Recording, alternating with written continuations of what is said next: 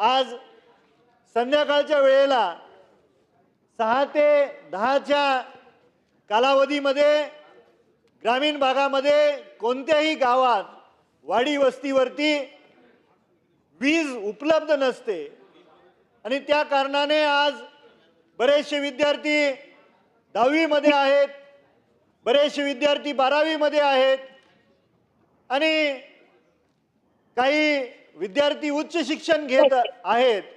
अशा विद्यार्थ्यांना संध्याकाळच्या वेळेला अभ्यासाकरता त्या ग्रामीण भागातल्या माझ्या बळीराजाच्या मुलामुलींना वीज उपलब्ध नाही याची शासनाने दखल घ्यावी।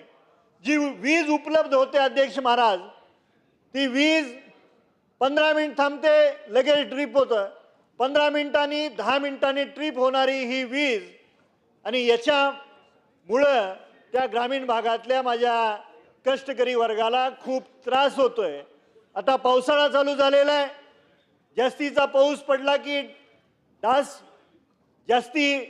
डासांची पैदास होते आणि मग जर वीज नसेल तर भविष्य काळामध्ये डासांच्या माध्यमातून प्रसार होणाऱ्या त्या डिसीज सुद्धा वाढणार आहेत।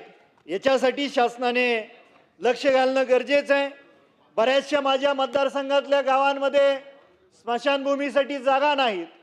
आज या राज्याचे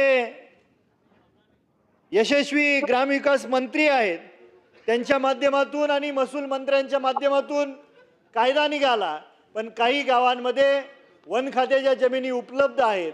त्या वन खात्याच्या जमिनी दफनभूमीसाठी आणि स्मशानभूमीसाठी आपण उपलब्ध करून द्याव्यात।